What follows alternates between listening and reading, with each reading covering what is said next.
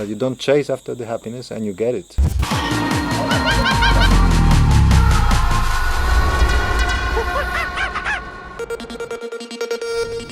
Remember how little you know. You're just a curious monkey after all.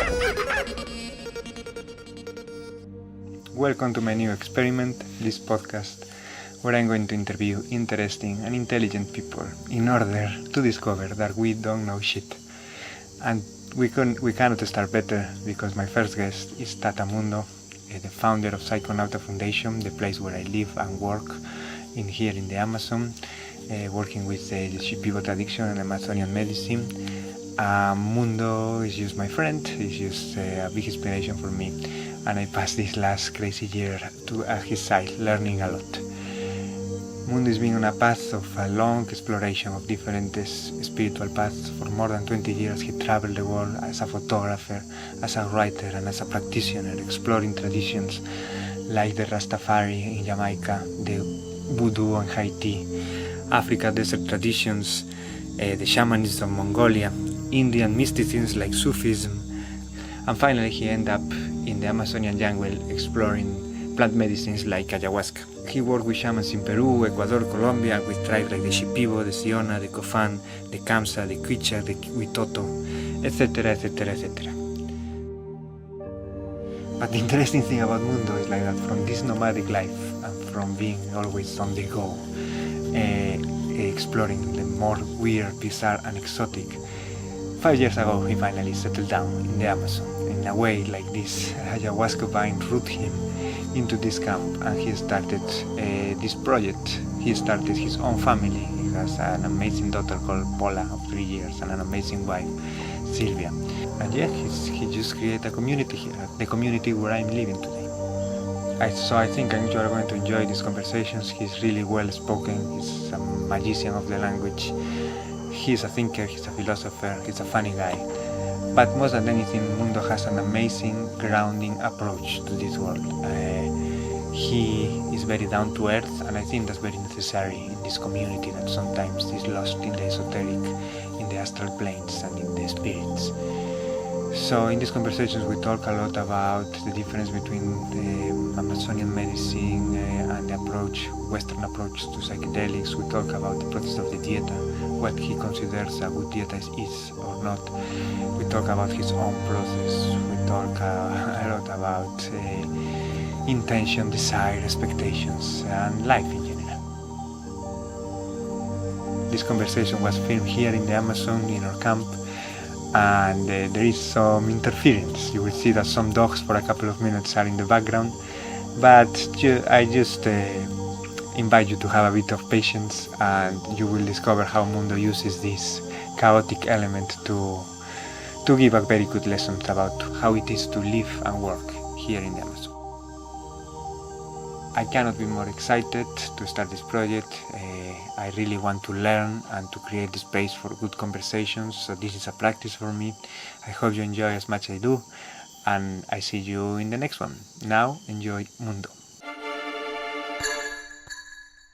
Okay, for those who doesn't know you, who are you, Mundo? Who I am? I don't know, like you are here in the context of the place, so I'm a founder and working in this place for 5-6 years. We work here with the Amazonian medicine, especially ayahuasca, and I'm serving in many roles here. So it depends. Who I am depends on the moment, on the situation. I think it's in tune with this teaching of ayahuasca, that there is no flexible, not fixed identity, and not one person that we are. No. So I work here in the ceremonies. I work here as interpreter, as managing this place and different things. No. So if you are more specific, I have more specific answer. No, I think that's pretty good. So this place that is in the context of the Amazon and working with the medicines of ayahuasca between other ones, why did you choose specifically the Amazon and ayahuasca and this way of working? Well, it came naturally, one thing leading to another, and the reason here it's legal. It's one of the few places where Ayahuasca is completely legal and we can work without any trouble. I like the wilderness and I like to be close to the wilderness, and this is also not so easy, or it's shrinking in the world. This is one of the places that still offer this. But the reason why I ended up working with ayahuasca, I don't know, maybe it's fate. It's like, it's slowly the discovery is taking us through certain experiences, and one opens another, one door opens and leads to another experience, and I experienced that, then it delivered, and it kept delivering what I was after, or maybe the things I didn't even know I'm after. And so I slowly settled here and slowed down compared to what I was doing before, like surfing through different things, a lot of different things, traditions and techniques and interests, but more superficially, of course, when you do it for shorter time, or you press onwards. But it's not a bad place to live, and you've been a witness also that the reasons why we are here may be changing, because for the last year there was not so much choice. But it was again a good place for hiding out in the pandemic and being relatively free in the world that turned into a kind of prison. So yeah, I am for now. I'm here and using the opportunities that this place is giving, and this work that it's giving. Can you speak a bit about how this last year, when the world became a prison, was for you, and how was living here? Or how are you seeing the whole situation from here? Maybe that's a better question. Well, again, it's a very general or very broad one, because one thing is our experience here, another is to see and judge or perceive something that's happening out there. And for sure, I've been enjoying this degree of freedom that we had here in a small community, being able to live the way we want and don't isolate from each other. But it was a challenge in many ways because of I think first of all, my being always being defined by doing, and now suddenly the doing option disappeared, the work disappeared, and we became more passive, and it was kind of an exercise in being without much of the achieving and much of doing. But on the other hand, I'm aware that I should not be complaining compared to what a lot of people were experiencing in especially in urban situations and so on. And so this was interesting, and it is still interesting psychological experience. I don't worry at all about virus story, and this is not an issue. I see this more as a mental health issue. But working with this medicine, again, it's not possible. It should not be separated. One thing is manifestation of another, and I am sure that there will be more and more of these things. So all of us, wherever we are, we have to practice with whatever conditions or restrictions we have, certain resilience, mental resilience, and this was what we were doing here. I think. So I feel sorry for the people who live in this kind of close, confined, regulated environment that the urban areas of the world, or most of the world, became. And on the other hand, I feel like it's a good incentive for moving closer to nature, moving away from the crowds, because obviously you are less regulated here. There's no police coming around and telling me to put the mask on in my own land. So a lot of people understood that, but there's so many angles, again. And this angle that you mentioned, mental health and working here in a business that is basically related also to mental health. How do you see if there is any relationship between the work that you are doing here with the medicine and the current situation that we are living? How they can help, or how it's been to receive the first clients in this situation? How has been the work done under these new circumstances, or is the same than before? Well, it's more of the same, but more intense maybe, and We are doing very small scale things, so it's just a fraction of a fraction. But I see the reflection of the madness outside. I see the anxiety and maybe the anxiety is the main one, because still I think is the face of the anxiety that dominates. The depression is there as well, and it's something that people who come here carry all their lives, and there will be more and more, and there are more and more of them. But I think the depression comes after. The anxiety resulting from the trigger, it still keeps people more alert. No, it's this higher energy phase, and then after a while they burn out, and this turns as well into depression and other things, including physical issues.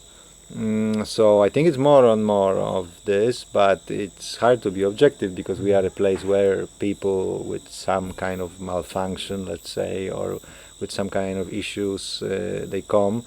So I'm aware I should not judge the world by the, living in a certain type of clinic, no? Yeah, the same kind of issues that were before there will be just bigger, no? The question of isolation, separation, a lot of the same things, but more. And, we have also a lot of very conscious people coming here, so again, the same triggers, they allow more people to, I don't like to use this word awaken, but become more conscious, become more finally, it pushes them out of the daily trance, and they see that something's wrong. So then they end up here not necessarily as patients, but as seekers, no? So we see a bit of both. And how these plants can help with issues like the ones that you're mentioning, like isolation or anxiety, or how are they related between them, or how? Well, plants and the structure, the way of the Dieta. For example, with the isolation is this paradox that that the people become even more isolated here, being in the Dieta, and they join others in the ceremony, but they spend a lot of time on their own. But that without the distractions of the usual type, electronics and so on, that allows them to connect more with themselves, to understand more of themselves, and then understand why it is difficult for them to connect with the others, in which way they are disconnected from their environment, from their bodies. And so this process, of course, strengthened by the medicine, strengthened by the intensity of the ceremonies and so on, it helps people to understand more of themselves. What comes after, it depends on a lot of things, like, of course, this thing of the integration, this thing of own work, and then doing changes in real life. Because what I understand through integration is not intellectualizing, it's not psychoanalysis, it's not more of the theory, but it's actually doing the changes, doing the sometimes revolution in your life. But that depends not only on own choice, but also on element of grace, maybe, So those things are set in motion, and where this leads, there's a lot of different stories, there's a lot of different things that happen in each case with each person. Some will change, some will be just continuing the same, but with certain understanding, which may trigger changes in the future when they finally decide, I cannot bear any more of the same. But you still can, for example, you can be a victim, you can be a sufferer for much longer, and ayahuasca will give you some kind of relief, but then you'll continue into the same patterns. This is also possible. So no illusion that the world will change like that, but all those things are already in motion. We are doing our small part here. There's many ways it is happening, and we have a certain very exotic, very limited perspective, but it is an interesting one. So that's why I still do this here. On this model of the Dieta, after all your experience, how can you describe what is a good Dieta in terms of when somebody does a good Dieta, how that looks like? What are the patterns that you can see in people that are kind of having a good process, and also people that, on the contrary, maybe are being triggered or are blocked or something. What can you put that in words based on your experience? Good one. I how to say, I admire or respect people who have enough commitment to do this properly, which is, let's say, closer to the tradition, closer to the way it's designed. But some will go through a lot of turmoil, and it's also needed, and then maybe they will break it or do something in a different way. Our job is to try to hold the space or keep this from crumbling, from turning into a party, from them, from losing completely the structure. But there's different characters and different needs. So I think the fruits, they are the verification. The good dieta is such a process that leads to some positive changes or understanding, or it leads people closer to their intention, or maybe understanding more precisely what their intention in life is, and also to connection with the plants that they've chosen, because sometimes they feel it, sometimes not. But again, it's not the main purpose to be for me, from my perspective, to be just gathering plant allies, but it is to use them for more conscious living. So those who can do that, I would say they are successful in this process, no? Those who become simply better persons. And this is this objective that is my subjective intention of doing this, no? Because for sure there are people who just want to be, for example, a skilled healers, and they will gather tools for being a healer and completely disregard their own process, their own work, let's say, with their ego, with their psyche, with their stories, with their family stories and their burden. They'll keep carrying it, but be more equipped to deal with the issues of others. This is also possible. From my perspective, I use these tools, or I want to offer these tools to the people who come here as tools for better living, for more conscious living and happier living, lighter living. And I'm hoping that at least some achieve this, no? Yeah, in my experience, and I think you said that to me once with the word foundation, that the dieta is like a kind of a period of time where you can actually practice one and after one in a very extreme environment, and also amplified by the medicines and by the conditions that you have, like all the skills that are going to be very useful in your life, how to not get triggered or how to react to triggers, and how to kind of build a foundation that then you can move into your normal life. Yeah, how to be with yourself, how to feel. That's maybe one of the most important things that people who come here, usually from educated, backgrounds and from wealthy countries, they're very equipped, very skilled in thinking, but they have a lot of problems about their emotional life and about feeling. So that's what they're learning here, no, and strengthening this way of being in the world. And then it helps them with this foundation, which for me is family, it's just connections, relations, all the relations. So it's not only with other humans, but also with environments, and being so close to with so little borders from the natural world here. They also learn that. And it doesn't mean that they have to stay and live in the jungle, but maybe, hopefully, they get to understand that they are not just embedded in some environment, but this environment is them. And if they just think that they can work on themselves and not change anything on the outside, they will often get lost.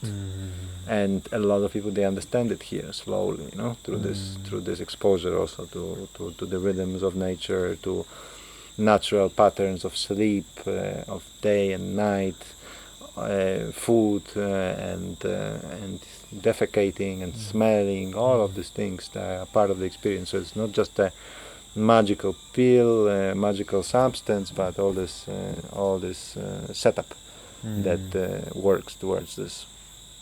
I want to talk about one thing that you say about family after, but now that you just mentioned the magical pill, in the context that we are living, that psychedelics are going almost mainstream, and that for people like you and me that is being in the movement for years and seeing these substances at the beginning almost like a anti-capitalist weapons. That's like what Terence McKenna and all these guys were almost selling them, and now seeing how this is being sold by corporations and is in the Netflix shows with Gwyneth Paltrow and all of that.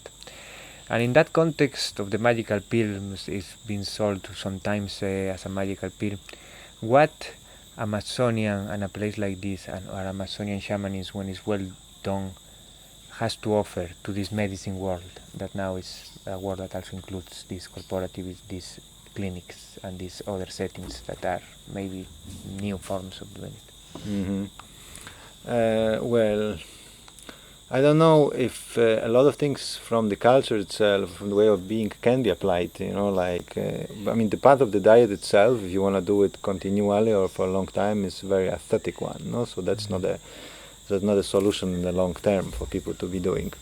But they get a glimpse or a taste of that, and this inspires something to do in their lives, hopefully. And this practical way of being here, way of simplicity, and Dieta is partially extreme choice, no? Like you choose to live in simplicity, but it's not so far removed from the way of living in the Amazon.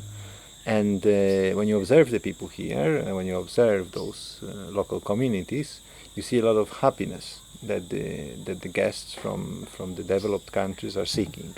And there's so many different ways and approaches how to get that, but it's interesting that here you don't see the effort, like you don't see that it's a special technique, another spiritual tool and another workshop that people take to get closer to this happiness.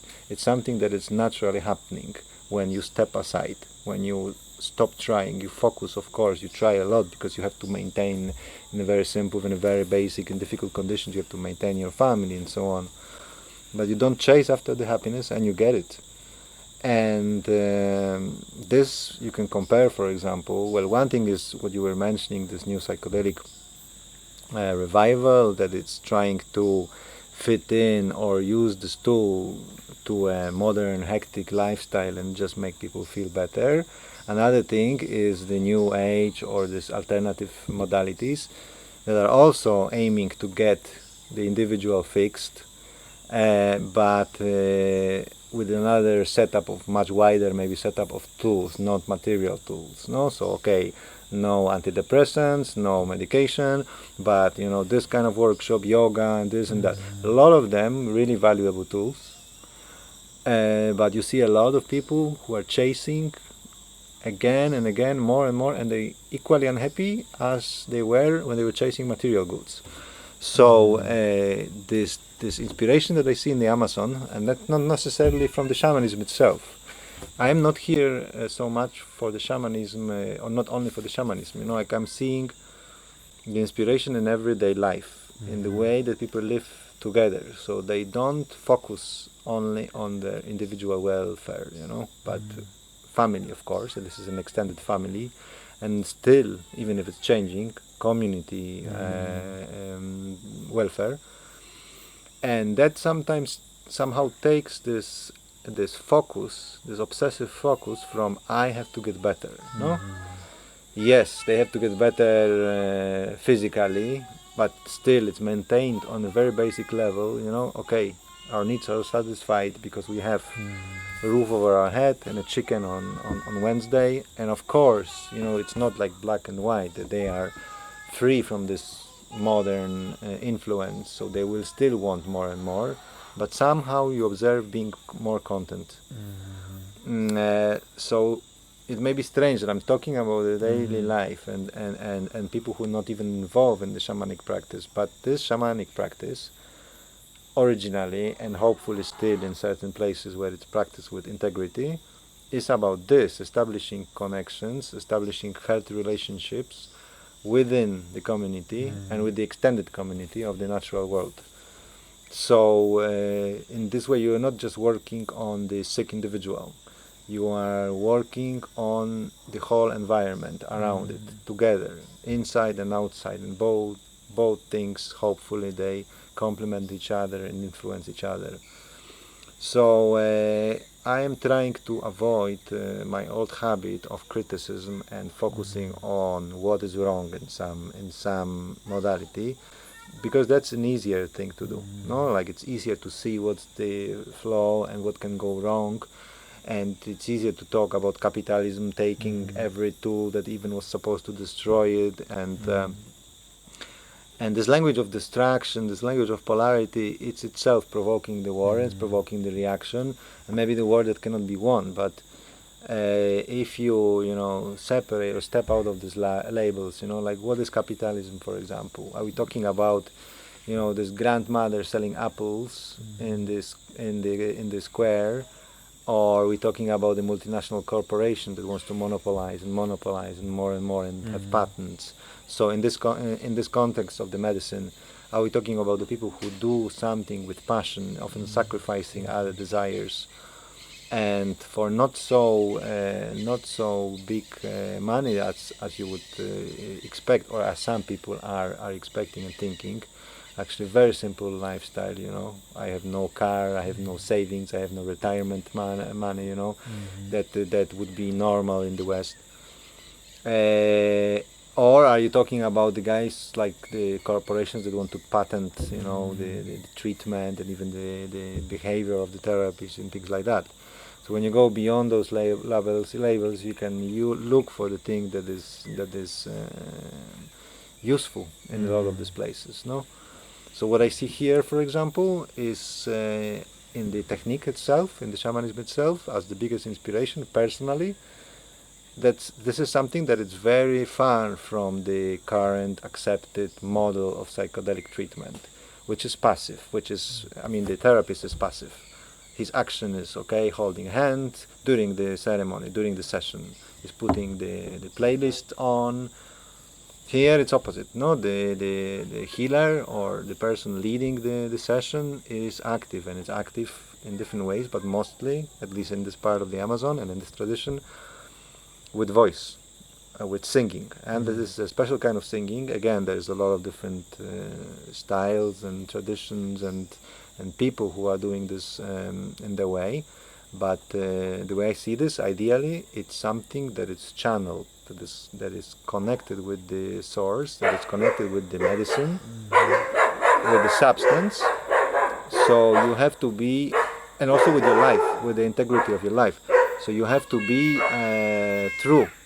You cannot just be a professional whose life is in a mess, whose behavior, whose diet, whose organism is in a mess, but he will still deliver to the person, no? Even this what happened now, my mind may be jumping from one thing to another, but the aim that I see here is of this work is not to create a perfect sterile environment, and I mean this for the psyche and for the way of living. So we have the dogs, they are in the background. What do we want? Do we want, clean, isolated sound, clean, isolated space, the psyche that is free from contamination, or we want to be more able to dance with the reality, as it is, no? Including impurities, including chaos. So that's what happened when I was talking about the ceremony. That's what happens in the ceremony. You actively interact. You not just perform the song, or you not much less play the song that's been recorded by somebody else, no matter how beautiful it is. But this is something more. This is active interaction with the states that the people are in, with the nature as it is. It's a very different experience on a full moon or on the night of the storm. And with what is happening with the people, with the traumas that come to the surface, and their process also influence the healer, influence the singer. So then it changes what flows, and it's like a constant conversation. So this is happening on a level that it's not a rational level, no? It's not a conversation like you have with the psychotherapist. He will say something, you will say something, it may trigger something, it may again provoke something of value. There is a lot of healing that can be done on this rational level, no? But it's limited. That's why we have so many people who understand perfectly, including the mental health professionalists, who understand perfectly what are the mechanisms of their problem, what are the roots of their problem, what even is the solution. You know, they can point the point by point, you know, how to get somewhere, and still not able to get somewhere, no? And I think it comes from staying on the level of intellectual understanding and intellectual communication. So what happens in the ceremony, you know, it's wide, it's bigger than that. And I see sometimes, like when I try to, or like my mind comes to the surface and dictates certain action, it's usually, I wouldn't say wrong, but it's not as efficient, or it feels a bit fake, no? Like, let's say there's a girl that is suffering and that's you know, crying and is in the sadness mode. So if I consciously, you know, okay, I'm gonna sing now, you know, calming song in high tones, and you know, something to connect with her sadness, it's not, sometimes, yeah, it's all right, sometimes it's not, you know. It's like if I make this conscious choice as this Western practitioner, okay, I know that you had sad childhood, so I'm gonna play you, you know, melancholic sad songs to connect with that. No, it's a bit artificial. But if it happens naturally, if it's without thinking, very powerful things can happen, no? When we are talking to each other, you know, she is able to open up in this process without words, and I am able to work with that without my conscious invasive intellect trying to intervene, and so this kind of magic is not frequent, and that's this is a problem with the Western model that wants quick solutions, automatic solutions, compared to this modality of the clinic, you know, psychedelic clinic.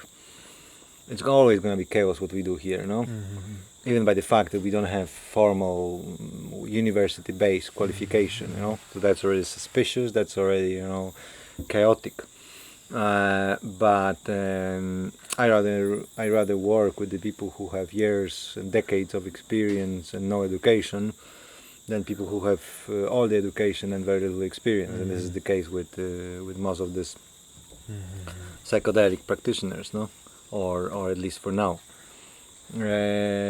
So, well, yeah, it's a philosophical question, really. What chaos is? And one thing that got my attention when I first attended this as a dietero, like in this world where this word integration and these integration circles are so trendy, you here always put some emphasis and at least live one day alone for the people to assimilate his on her own, and you rather not avoid, if it's necessary you talk, but you always say that the conclusions that you took on your own are much better. So how that can you extend a bit more in this approach to the learning? Who is learning here from who? Yeah, well, this is a compromise, this model that we have here, compromise between this traditional, old school, hardcore diet in complete isolation and the retreat that has none of it at all, you know, and it's full on socializing and eat more or less whatever you want and do what you want. So we have this compromise, and in this, and it's been shifting from one form to another. And about this communication, we decided that we will postpone it. We will keep it as an option. This is an option now, and not everybody uses this. People are free to choose, you know, if they have something that comes up that they want to discuss, or not. Or some will go through most of the Dieta, and, you know, we have cases of somebody for 40 days that, you know, he hardly asks for any kind of consultation because he's fine with what he's understanding.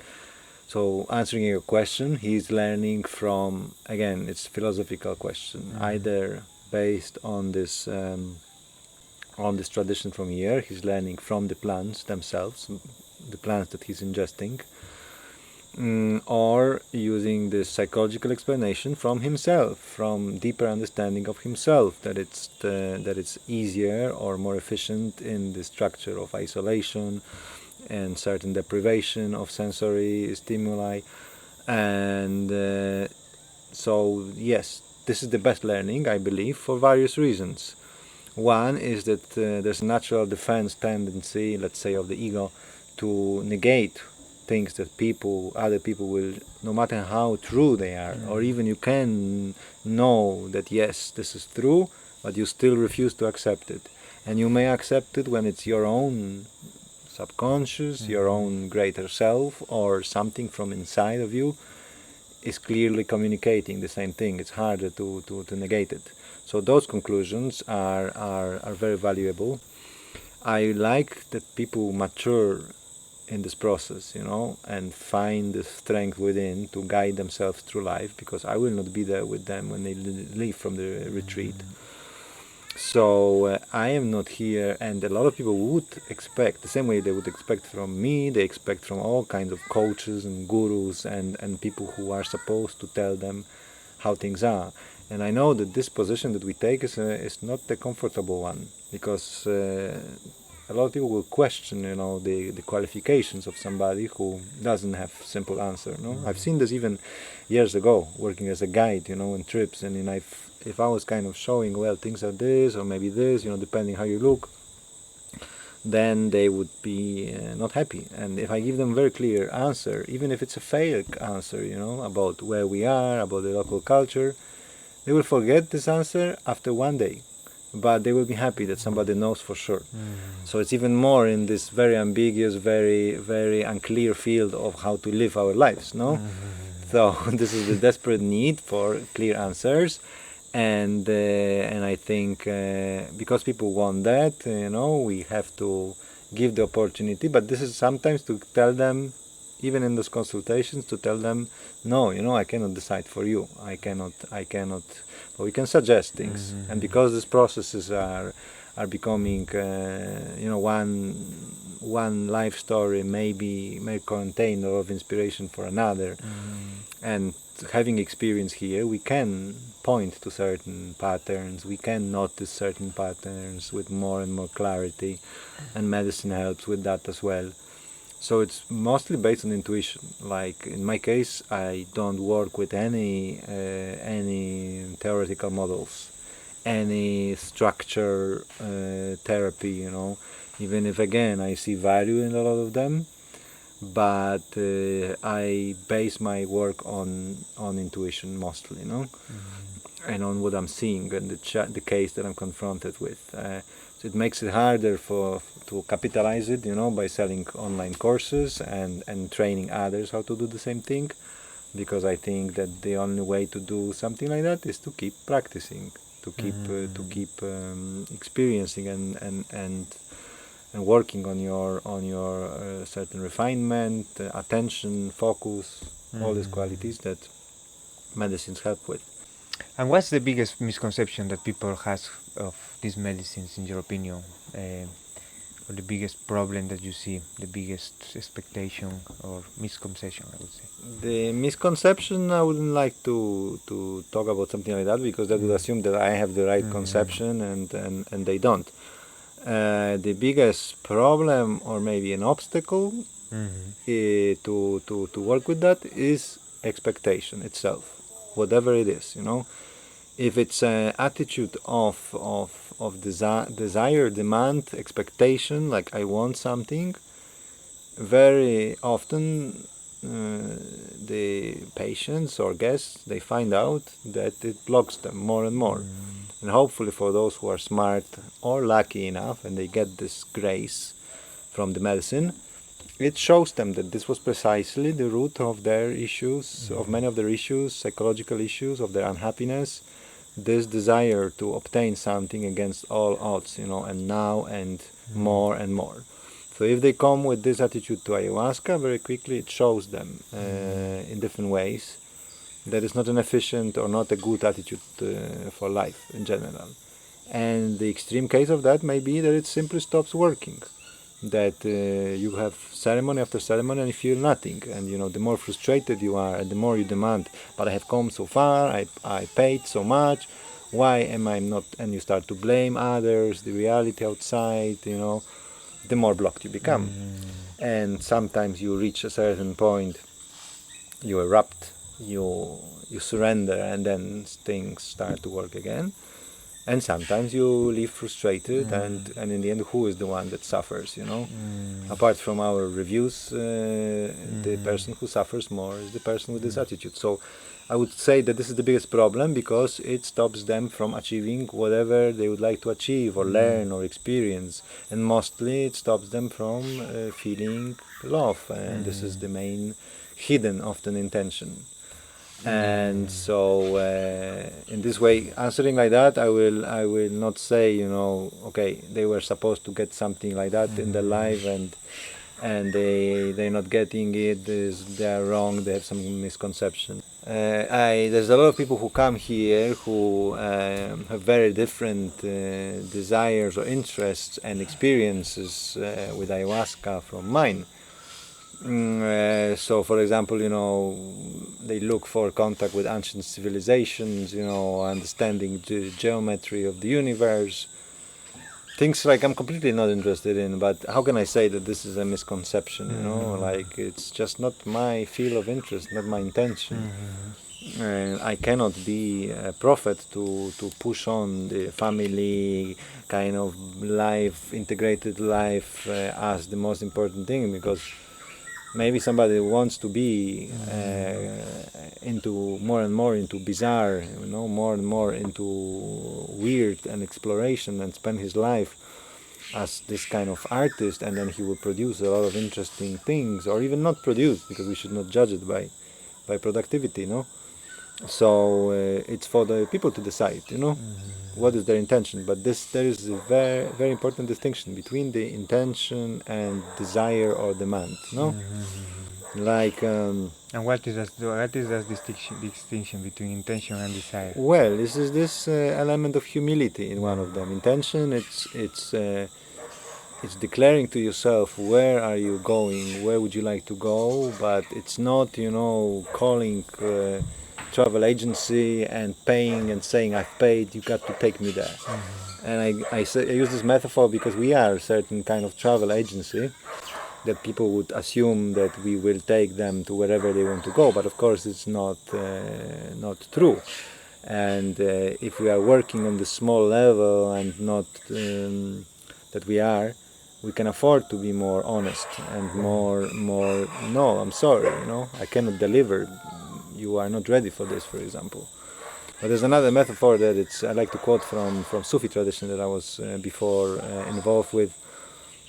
It's an old poem, you know, from a Persian mystic, and he's saying that Sufi is like a guest in the world, in a banquet that has been organized by God. And so when you come as guest to somebody's house, you expect that you will be served something, but you cannot demand and bang your fist on the table and say now, and I want to eat this and this, you know, this is demand. But intention is this humble desire, you know, without deadlines, and it's more general, maybe, no, more humble. You mentioned a couple of times family and community, and talking about ancient civilizations, and you know from this more than me, but my general view is that medicines are an important part of community, as you were saying before, and parts of glue of this tribal is the glue, not that hold things together, but part of this social glue of the tribal communities of that. And in your own life, you also have an interesting progression that is from a much more nomad to now you are more into the community. So how that journey went, and does the plant play a role, or yes, can you talk a bit? For sure, from yes. your personal view and also from your more global view. For sure, personal, yes, because I think that's more honest, no? Like, I don't know, and I think a lot of people speculate about this civilizations, cultures. There's many ways, and there was many ways of doing this, you know. In some, for example, ayahuasca was this cohesive force, and everybody was drinking. In some, it was the weird shaman on the edge of the forest who is involved in that, and everybody else looking at him as a weirdo. So I wouldn't generalize, no? In my own case, this is why I value this as a tool Well, first, maybe it's important to say I have no psychedelic visions, almost never. I have no hallucinations, visions, whatever you call it. So I'm the best proof that you can be involved in this for different reasons than this greed for the weird and bizarre, and maybe this is why I'm not distracted or tempted into the outside external universe journeys and explorations of the ancient civilizations, because I see none of it. I can think of it, I can speculate about it. I've been always interested in history and things like that, but I see this as a kind of entertainment, that it's interesting, it's curious, but it's not important for me now where I am. And what is important? The thing that I've been missing or that I've been handicapped in certain ways before, the reason why I was the nomad, the reason why I was a traveler and exploring the exotic cultures, one of the reasons maybe of the important ones, that it was a form of escape from difficult family situations, but also from certain inability to interact with people of my culture, of who were around me. It was easier to interact with the exotic characters, far away in India, in Africa, wherever, in the role of the explorer, writer, photographer, because I didn't have to expose so much of myself. I didn't have to build certain interactions, certain relations that people in everyday life, in everyday communities, they do. Some do it better, some do it worse. Of course, we know the way it is. I come, for example, from Poland, that is a country ravaged by alcoholism, and this is the tool that people use to get together, but also to get together lower and lower, and creates a lot of problems as well. So I was out of this, and I was an outsider, and still I am probably in many ways. But the medicine helped me to find more of the connection, to teach me how to be with people. So it's this paradox that I'm taking this exotic psychedelic substance that's supposed to take me away in distant realms, and it actually teaches me about the basic things that I know deep inside, maybe I knew deep inside, but I was negating.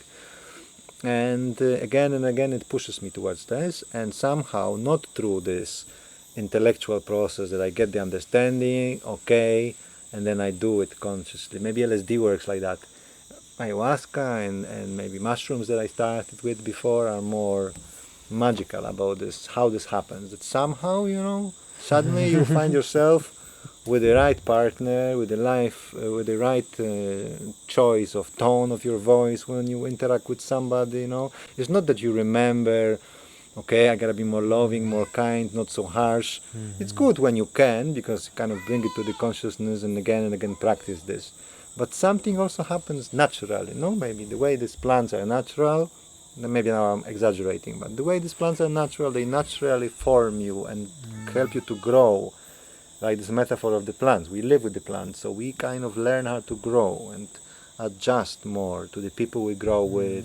It helps when you slow down this rhythm, so it's easier to learn those interactions with the people you are for many months together with than in the superficial interaction of either traveling through the world or living in a busy city, But I have no doubt that these plants are standing behind certain changes that were important for me to be now enjoying a happy, healthy family and a more content life, even if it's far from, in my mind, from ideal.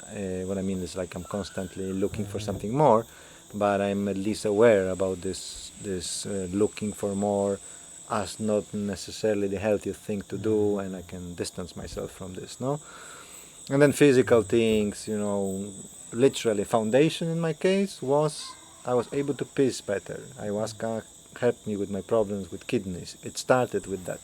Everything else, this understandings and whatever came later. First, this was the fundamental understanding about the flow. That is how the flow is important in life. What does it mean?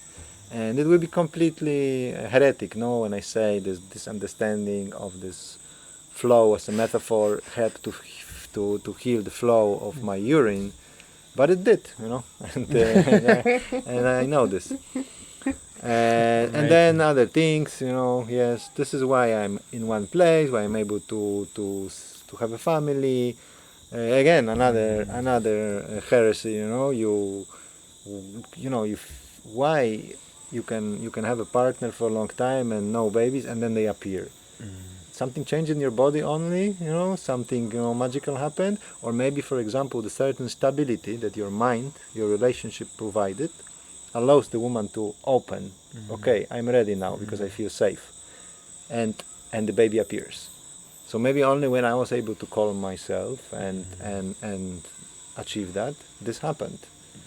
And I don't know, but now the relationship with my daughter, this is the important thing for me. Again, for me, in this stage of my life, I'm trying to find the value in what I have, and I wish the same to the monk and the artist and whatever path they choose, but it's grounded for sure, it's grounded with this world, with this physical reality, with this food that we take.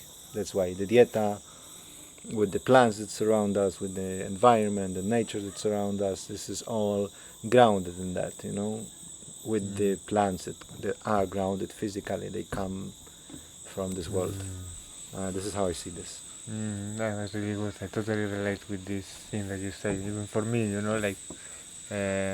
coming here with maybe more bizarre or weird explorations of but at the end what I got is in a different scale, but the same thing that you were describing. And that's why, this is what you say, I hear from a lot of people, and I hear often, before I preach to them. So this is why the value of silence, of not immediately satsang, preaching and telling what is important, because if I hear back the same kind of message from a lot of people whose experience is independent from me, and it's not that I have been singing to them in the ceremony, value your life and love your neighbor, they come to this conclusion, so it reinforces that I found something too that is true, that it's something universal, that a lot of people understand. And I would say, and this is a judgment, a certain judgment, of course, but I would say that a lot of those people who have this understanding, they are those people who find some kind of contentment and some form of happiness. And those who continue to kind of question and dig deeper into something, not content with the basics, they are not content in general with their life. I mean, it's a generalization because none of us, I think, is. I am not permanently happy and content, and the same way those seekers are not permanently lost and frustrated, it's flowing.